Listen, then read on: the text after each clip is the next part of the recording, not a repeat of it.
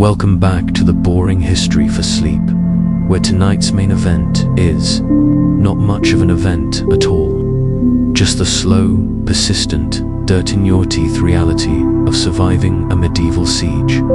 Soothing, isn't it? Before we begin, take a deep breath, let your shoulders drop, and let the flickering torchlight of the past lull you. You're not expected to stay awake for all of this. In fact, you probably won't make it through this day while you're still with us, before your brain starts drifting into warm, cloudy fog. Please take a moment to like this video and subscribe gently, as though you're trying not to wake a sleeping monk. Leave a comment too, if your eyelids permit it. Tell us where you are and what time it is right now. It's always nice to know who's listening across the centuries. Now, let's ease into tonight's journey. You walk along a muddy lane, boots sinking softly into soil that has forgotten the taste of sunshine. It's quiet, too quiet, the kind of silence that hums in your bones. There's tension in the still air, like a held breath that never quite exhales. The wooden gates of your walled town, somewhere in the middle of 14th century Europe, have been closed for weeks. You stopped counting days after the bread ran out. Inside the walls, there's no battle, not yet, just waiting, and the humans scramble to make do. You pass a young boy collecting rainwater in cracked ceramic bowls. His tunic is too thin, but he still hums to himself. Somewhere, someone is grinding barley that smells like musty hay. A woman with stiff hands threads nettles into ropes. You glance up at the sky. It's a pale, woolly grey, with a kind of light that makes everything look like it's been rubbed with ashes. Your town's mall, crumped, with tilted roofs and crooked chimneys, is under siege. You knew the rumors before you saw the soldiers on the horizon. A rival lord, a tax dispute, or just boredom, honestly. Armies get twitchy. Now they wait out there, beyond the stone walls, scattered across hills like lazy wolves with tents. Inside, you all do what people always do: try to pretend life is normal. You hear the rhythmic thunk of wood being chopped. Not for fire, there's barely any left, but for barricades. They're reinforcing weak spots, which is just a medieval way of saying good luck. Future us. The church bells no longer ring for prayer. They ring only for warnings. You pass the church anyway, where candles burn low in waxy puddles. An old man mutters a Latin psalm, then coughs through it. You sit beside him for a moment, not for religion, but for warmth. Today, they're rationing turnips. Yesterday, it was barley water soup. Tomorrow, well, let's not talk about tomorrow yet. A child runs past you with a wooden spoon tied to his belt like a weapon. He's grinning, somehow. You smile back, somehow. The baker's wife is collecting her own urine to use in leather curing. You try not to smell it. The pigeons are long gone, eaten. No one says it out loud, but the town cats have been looking, thinned out to dot. And above all this, the siege goes on quietly. That's the hardest part. The wondering, not knowing whether you'll wake up to silence again, or to the sound of ladders scraping stone. The sun dips behind the clouds. Not that it was ever really out. You return to your shared room in a timber-framed house that leans slightly to the left. 4 of you sleep there, heads like puzzle pieces. You sit, you wait. You listen to the hunger in your belly like it's an old song. And as night falls over your little town, you stare up at the wooden beams and wonder how long people can live like this. The answer, it turns out, is longer than you'd think. Morning arrives without fanfare. A grey light leaks in through the wooden shutters, painting everything in soft, cold colors. You rise slowly, joints stiff, the straw mattress having offered little more support than the floor. A rat watches you from the hearth, unbothered, like a roommate you didn't choose. Today, like most days now, begins with water, or the search for it. The town well is guarded not out of paranoia, but necessity. You make your way there with your bucket, past neighbors who don't say much anymore. There's a strange etiquette to siege life, everyone pretends not to. Notice how thin everyone else is getting. At the well, a girl drops her bucket in and swears under her breath when the rope slips. You offer yours without speaking. She nods in thanks and ties her hair back with a strip of linen that used to be a sleeve. Creativity is the only real currency now. The major fact of this day is this: most medieval sieges didn't end with battle. They ended with boredom, rot, and bargaining. It was more about patience than swordplay. You don't know that, of course, but you feel it. The dragging days, the repetition, the way nothing happens, and that's the terrifying part. Later, in the main square, the town reeve reads a list of new rules. Half rations for all, except the guards. No open flames. No more baking bread in outdoor ovens, they draw smoke.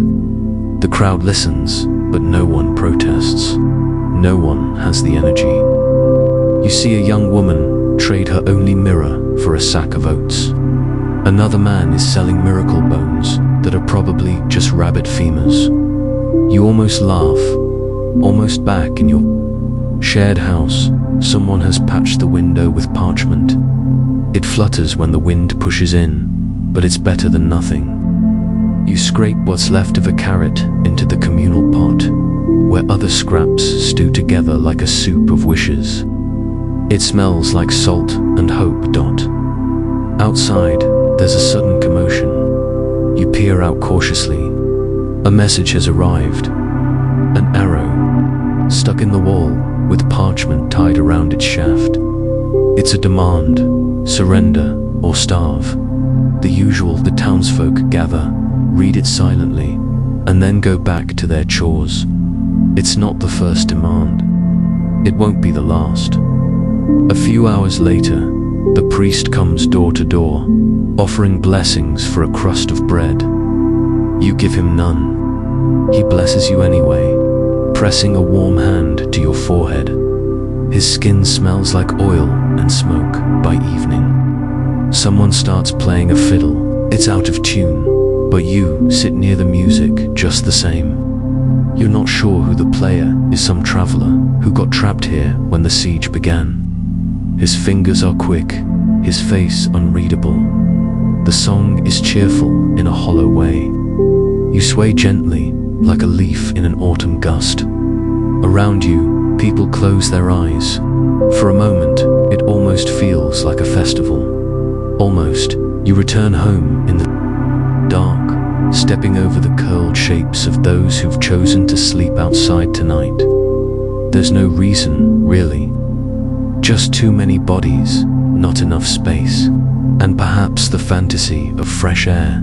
You lie down, pull the thin blanket to your chin, and stare once more at those crooked ceiling beams.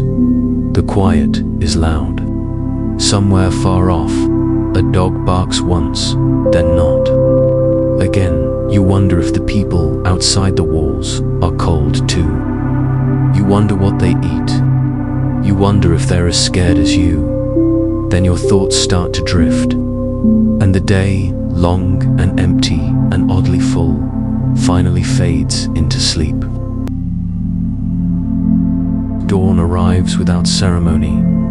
Again, the light trickles in, the same dull pewter as yesterday and the day before that. You stretch slowly, because there's no reason to rush, and listen for the sounds that have become your daily weather report. No shouting, no horns, no crashing ladders, just chickens clucking softly somewhere, the faint slosh of someone pouring water.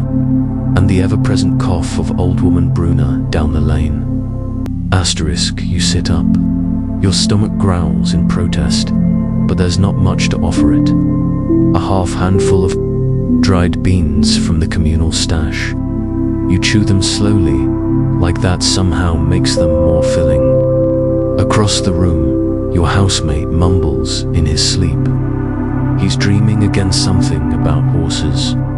Horses don't exist in here anymore. They were the first to go, long before you ran out of salt. Asterisk, today, you're on wall duty. Not because you're a soldier.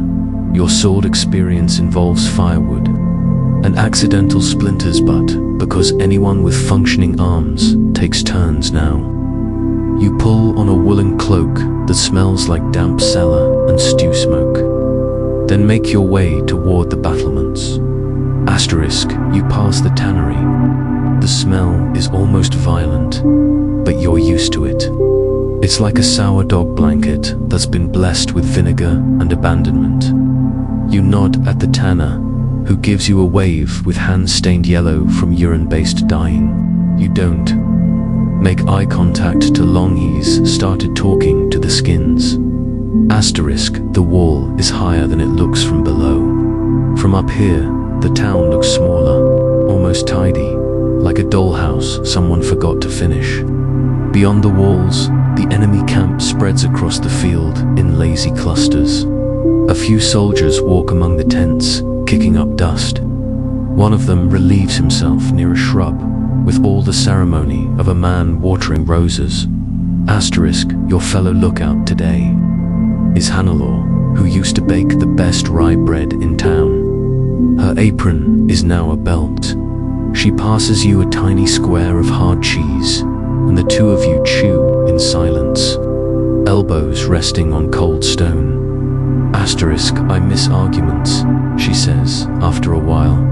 Back when people had energy to be annoying. Asterisk, you nod. She's right. There's something eerie about a town this quiet. You haven't heard a good drunken brawl in weeks. Even the rats seem to walk gently now. Asterisk, below, near the gate, a small group is setting up a latrine trench. There's a rhythm to it. Dig, curse, wipe brow, repeat. Everyone has their roles, some official, most invented. You remember when the potter started fortification divining. He walks the walls every morning with a stick, tapping bricks and declaring whether they'll hold. It's nonsense, but oddly comforting. He says today's bricks are feeling steadfast, but emotionally distant. Asterisk, back on the wall, you spot a falcon circling. It's rare to see birds these days. You and Hannelore both follow its path like children watching a kite. It lands on a tree just outside the walls, then vanishes again. Asterisk, at midday, the sky darkens with incoming clouds. Rain would be welcome, not for the mud, but for the barrels. A soft drizzle starts, not enough to soak, just enough to whisper across the rooftops. You watch droplets gather on the stone, chasing one another like tiny silver beads. It's oddly mesmerizing. Asterisk, down below, a cart creaks through the square. Two men push it slowly, and from its open top wafts the bitter smell of vinegar-soaked linen. The apothecary's assistant hands out little cloth squares soaked in rosemary water. Breathe through this, he says. Keeps the bad airs out. Asterisk, you press it to your nose. It doesn't help, but it's nice to pretend. Asterisk, that night, you sit with a group around a dying fire. No one talks much anymore, but someone's brought a chessboard carved from bone and stone. The pieces are mismatched and crude, and you're not entirely sure everyone knows the rules, but it passes the time. Asterisk, you win a round by accident. There is no prize. Asterisk, across the fire, someone begins to hum a lullaby. It's soft, off-key, and half forgotten. You remember the tune, vaguely. Your mother used to hum it while kneading dough. That feels like another life now. Asterisk, as the flames shrink to orange coals, you tilt your head back and watch the faint shapes of clouds drifting overhead. The stars are out, hidden behind layers of mist and time. Asterisk, someone sneezes. Someone laughs. Quietly, someone, somewhere, begins snoring. Asterisk, and again. You fall asleep not because you want to, but because there's nothing left to stay awake for. Asterisk, asterisk, asterisk. The morning brings something new, smoke. Asterisk, not from fire, not yet. Just a wide, curling ribbon of campfire smoke drifting in from the enemy camp. It smells like roasted onions, which feels vaguely offensive. You haven't seen an onion in weeks. Asterisk, you pull on your shoes and step into the street. The town feels tighter today, like the walls have moved inward. Children are quieter, dogs less barky, and even the bells of the monastery sound a little hesitant. Asterisk, you stop at the bakery not to buy. Of course, but because that's where the daily board of messages gets posted. Small slips of parchment, mostly prayers, wishes, or desperate trades. Asterisk will mend boots for dried peas. Asterisk looking for candle ends. Asterisk, does anyone have thimbles? Asterisk, you leave a note of your own. We'll sing for turnips. It's half joke. You don't expect a reply. Asterisk, you're assigned to help with the soup line today, down near the market square. The pots are enormous, blackened with soot and ancient stories. Into them go whatever's left: split beans, root ends, cabbage cores. There's a trick to stirring it, right? You learn it quickly. Stir too fast and the bottom burns. Stir too slow and the top skins over like a sleepy eye. Asterisk, a woman offers you a piece of salted fish in thanks. It's small and shriveled and possibly not fish at all, but it tastes of the sea and salt. And you let it dissolve on your tongue like candy. Asterisk, around midday. There's news. A messenger has arrived under a white flag. Asterisk, you don't see him, but the gossip travels like fire on dry parchment. The enemy is offering terms again. Surrender, amnesty, food. Not freedom, but food. It's tempting. Asterisk. People gather in knots, whispering. Some are hopeful, some are furious. The priest calls it a test. The baker calls it an insult. You call it interesting. Asterisk, later, you help a child patch a leaking roof with wax and wool. It's not your house, doesn't matter. In siege life, every child is sort of yours. He thanks you with a stone shaped like a snail. You put it in your pocket. It feels lucky. Asterisk, you pass the old fountain. The water's dried up, but someone has placed fresh pine needles in the basin. A little shrine, no one knows who. People keep adding to it twigs, feathers, bits of ribbon. It becomes something sacred without anyone saying so. Asterisk, that evening, the mood is strange. No one knows whether to hope or brace. The council meets in secret, but the torches give them away. You sit with Hannah again, this time at her house. She has a candle, a real one. You watch the flame flicker like it might blink out at any moment. Asterisk, will last another week, she says. 2, if we eat the pigeons. There are no pigeons, you reply. Exactly. Asterisk, the candle dances. Outside, the wind rises. Not loud, just enough to whistle through the shutters like a bored ghost. Asterisk, she offers you a piece of cloth embroidered with vines. My wedding dress, she says, was saving it for something important. Asterisk, you nod and fold it carefully. It's too fine to wear. You tuck it under your arm like a promise.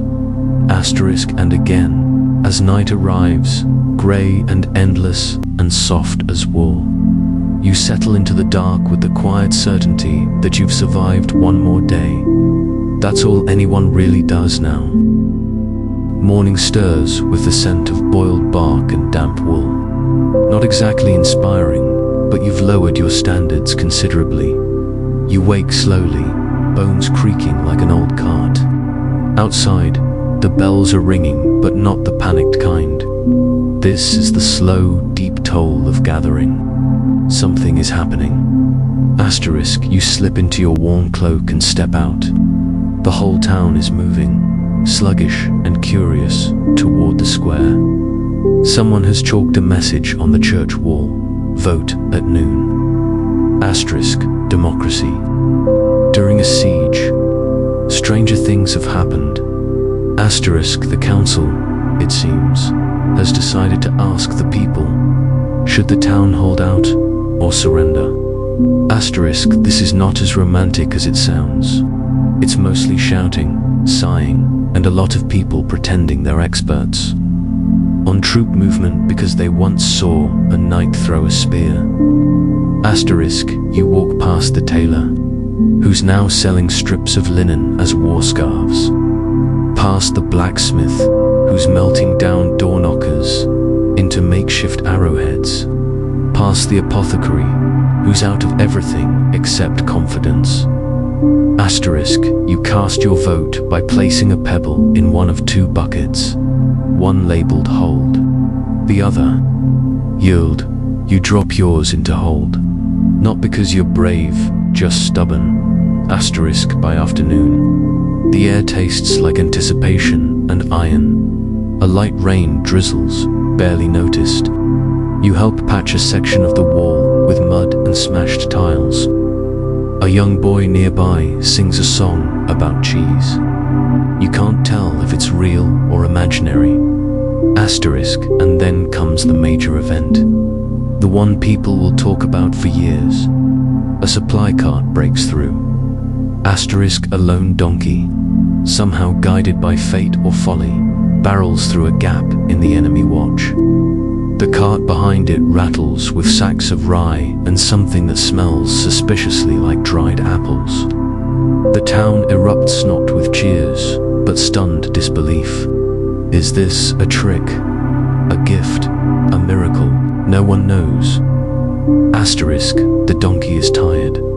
The man driving it is thinner than you, but he grins like he's just outwitted the world. The food is real. It's not enough to end the siege, but enough to feel like a crack in the despair, enough to stretch the patience, enough to believe in another day. Asterisk, that night, the entire town shares a stew so fragrant it makes people weep quietly. Someone finds a half bottle of wine. Another person plays a flute that's missing two notes. You sit in the square by the flickering torchlight, hands warm around a clay bowl, and watch steam rise into the cool air like a prayer. Asterisk, you think of the child with the snail-shaped stone, of Hannelor's wedding cloth, of the falcon and the vinegar linen, of how a town, pressed and pinched and starved of color, somehow still makes room for small, shining things. Asterisk, you're not sure how long the siege will last. No one is. Asterisk, but tonight the walls hold. The people hold. The silence outside is matched by a strange, glowing stillness within. Asterisk, and sleep, when it comes, arrives slowly like a tide creeping over sand. Warm, heavy, and earned. Asterisk, asterisk, wind down, asterisk, and now. The torches have burned low, the bowls are empty, the songs faded to memory, and the walls still standing guard quiet once more. The little town under siege rests in the gentle hush of another survived night. Asterisk, your limbs are tired, not from battle, but from all the little acts of staying human. The patience, the sharing, The soft rituals of getting by. You feel the weight of wool blankets and the safe ache of a day spent. Asterisk outside, the night sky stretches wide and silver. A single star peeks through, maybe real, maybe imagined. The wind sighs against rooftops like a story wrapping up. Nothing dramatic, just peace in stillness. The kind of calm that only comes when there's nothing more to do. Asterisk, you lie back, let your breath slow. You hear the gentle clink of a spoon in an empty pot. A door creaks. A lullaby hums from someone's window. You picture the donkey asleep, belly full, the walls quiet, the people drifting into dreams. Asterisk, tomorrow may bring smoke or sun, silence or noise. But that's not your worry now. You're here, safe for this moment. Heavy-limbed, eyelids lowering, breath even. Asterisk, let the world shrink. Let the siege fade. Let the stillness wrap around you like a thick wool cloak. Asterisk, you've survived the day. That's enough. That's everything. Sleep well, time traveler.